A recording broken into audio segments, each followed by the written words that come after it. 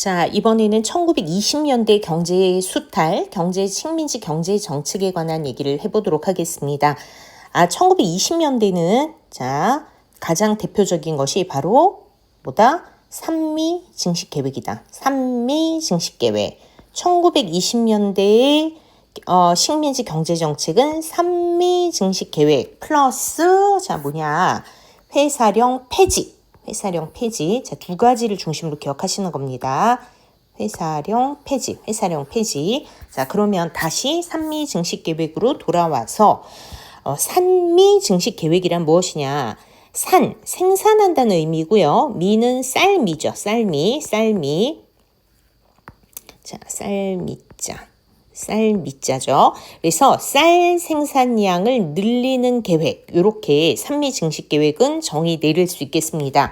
자, 그러면 왜 산미 증식 계획이라는 것을 실시했고, 자, 배경, 그리고 그건 구체적으로 어떻게 하는 것이며, 이 정책의 결과 어떤 일들이 벌어지게 되었는지를 여러분들이 순서대로 기억하시면 되겠습니다. 자, 20년 딱 되었을 때 일제는 산미 증식 계획 실시, 그리고 회사령 폐지, 이것을 이제 발표를 하게 되죠. 회사령을 폐지하고 산미 증식 계획을 실시한다. 그리고 1923년에는 일본 상품에 대한 관세도 폐지한다. 1920년대 핵심은 여기 딱 정리가 돼 있네요. 산미 증식 계획 실시, 그리고 회사령 폐지, 그리고 일본 상품에 대한 관세 폐지.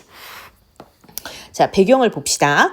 자, 1차 세계대전. 여기 얘기가 나오는데, 1차 세계대전은 자, 1914년부터 1918년까지 진행이 되죠.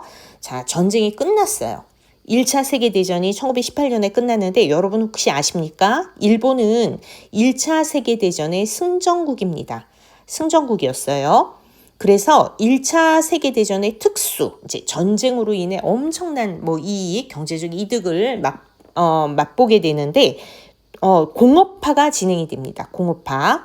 자, 공업화는 선생님이 앞에서도 설명을 했지만, 보통 우리가 공업화라고 얘기할 때는 요거는 두 가지 특성을 가지고 있어.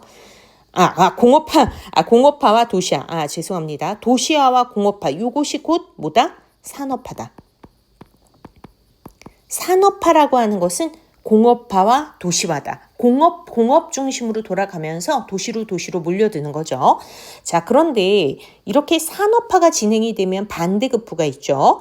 농업이 상대적으로 농촌이 비어지는 거야. 그래서 농업 생산력이 이걸 따라가지 못해. 그래서 1918년에 일본에서 쌀 소동이 일어날 만큼 식량 부족 문제가 심각해지게 된다. 자, 일본의 극심한 식량 부족, 이것이 바로 산미 증식 계획을 조선에서 실시하는 배경이 되는 거죠. 앞서도 보셨겠지만 여러분, 일본이 우리나라에 실시하는 경제 정책은 우리를 위한 것이 아니라 우리는 수단이죠. 도구에 불과한 거예요. 목적이 아니라 도구, 수단이다. 그래서 이에 한국에서 쌀을 증산하여 쌀 생산량을 늘려 쌀 부족 문제를 해결하고자 한 것이 산미 증식 계획이다. 충분히 이해가 되셨죠? 자, 그러면 쌀 생산을 어떻게 늘리게 되는가? 야, 너희들은 쌀 생산성이 너무 낮아. 토지 생산성이 너무 낮아. 이 토지에서 그거밖에 농사를 못 지어? 자, 우리는 품종 개량, 일본 품종들을 가지고 들어와요. 품종을 개량하고요. 그리고 화학 비료를 사용하고요. 그리고 토지도 중요하지. 개간하고 간척하고 토질도 개량하고 땅의 면적도 늘리고 이렇게 해서 쌀 생산량을 늘리고자 하였다. 그러나 이 쌀이라는 게 수전농업이잖아요. 물이 중요합니다. 가뭄이 들면은 치명적이죠. 그래서 이 수리시설을 만드는데 이 수리시설이 바로 저수지인데 이 저수지를 만들기 위해 돈이 많이 필요하잖아요. 그래서 수리조합이라고 하는 거를 만들게 돼요. 이게 제일 문제가 컸다고 해요. 이 수리조합 설치, 사업 진행 과정에서 나타난 부실공사, 그리고 부정, 지역 주민들의 의견을 무시한 강제적인 사업 집행, 과도한 수리 조합비 등은 한국 농민들의 어려움을 가중하였다. 자, 이게 그냥 되는 게 아니란 말이야. 이런 거 하려면은 다 뭐가 필요하냐면 돈이 필요해, 돈. 그 돈을 누가 부담을 하는 거냐? 바로 농민들이 부담을 했다는 거죠. 원래는 토지의 주인인 지주가 부담을 해야 되는 거지만 알다시피 여러분들 1910년대 토지조사 사업으로 지주의 권한은 강화되고 소장농들이 파리목숨이 됐어. 지주가 함부로 자기가 부담해야 될 것을 전부 소장농에게 전가를 시키는 현상이 벌어지게 되죠. 자, 봅시다. 자, 이에 농민들은 수리조합 설치 반대, 수리조합비 납부 거부 운동을 각지에서 전개하게 된다. 이런 내용들이 나오면 이것이 모두 다 뭐와 관련이 있다? 산미증식계획과 관련이 있다. 산미증식계획은 몇 년대다? 1920년대다. 1차 세계대전이 끝난 다음에 일본의 부족한 쌀 문제를 해결하기 위해, 식량 문제를 해결하기 위해 실시된 것이 산미증식계획이다.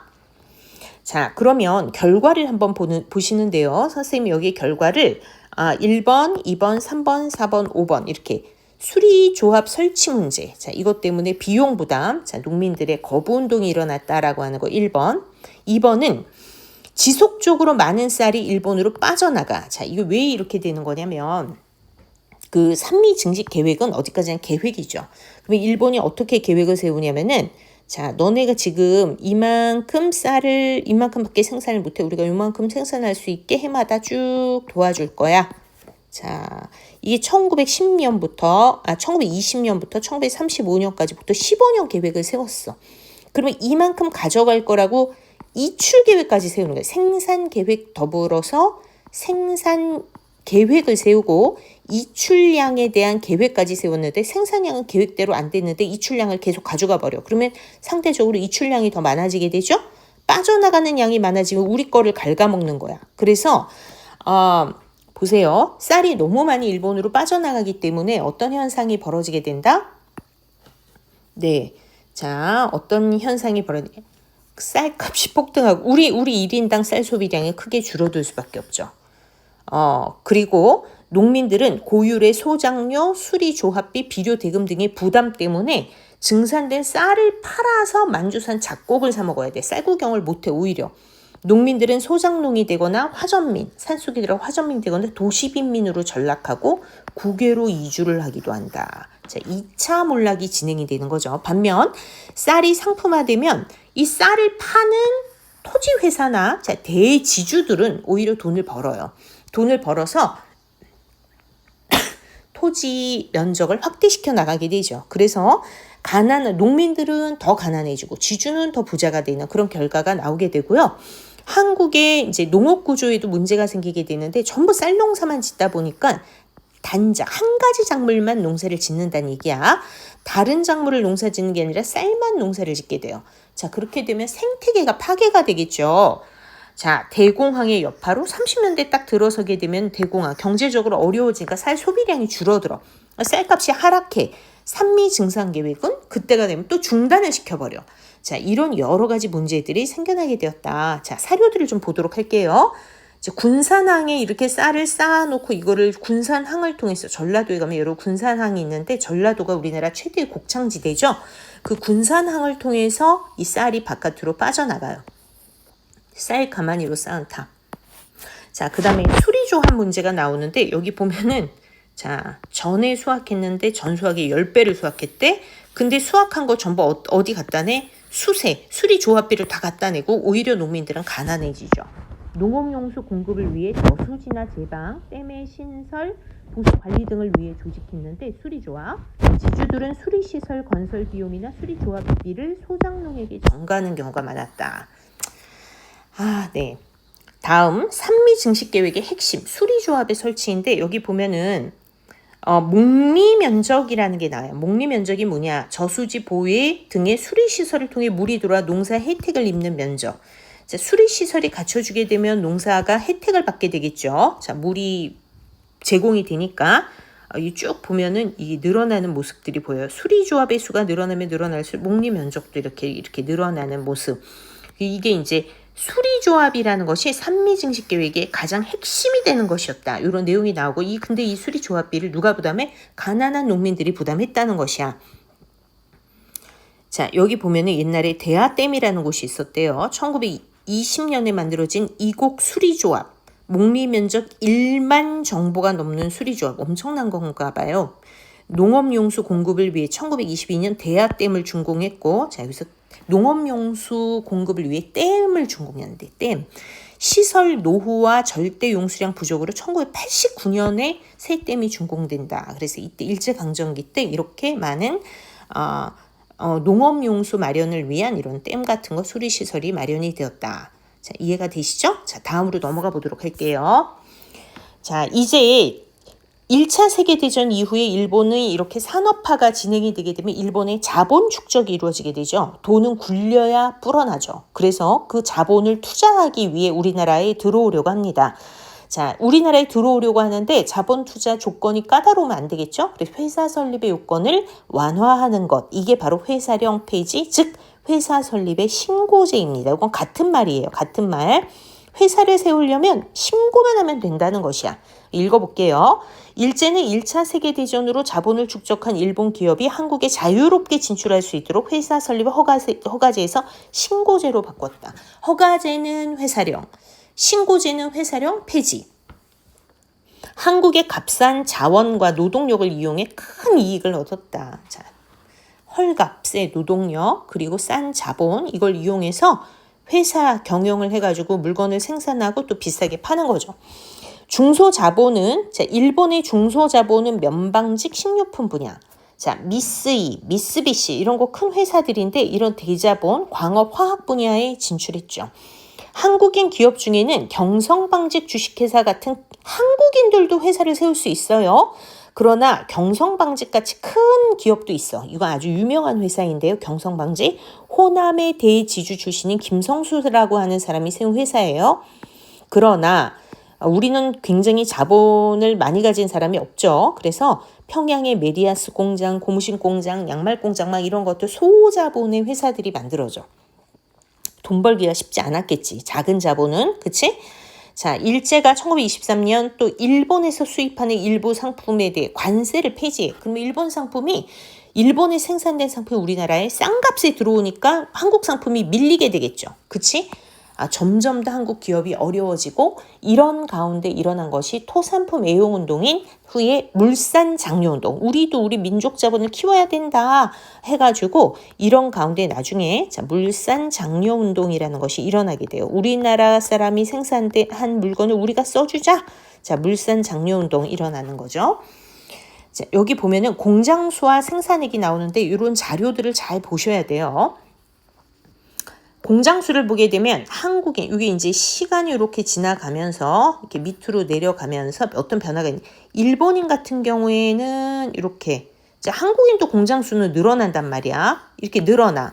그런데 생산액을 보게 되면 일본인 생산액 빵빵하게 늘어나는데 한국인은 공장수는 보세요. 비슷하죠. 비슷한데 한국인 생산액은 일본인의 한 3분의 1 정도밖에 되질 않아. 왜 이럴까? 한번 생각해 보세요. 왜 이럴까? 이 소자본이 많기 때문이죠. 한국은 중소 너무 열악한 그런 그 공장이 이게 단지 수만 생각할 것이 아니야. 공장의 규모라던가 너무나 공장이 영세 있을 때 거기에서 생산되는 물건을 팔기가 쉽지 않았겠죠.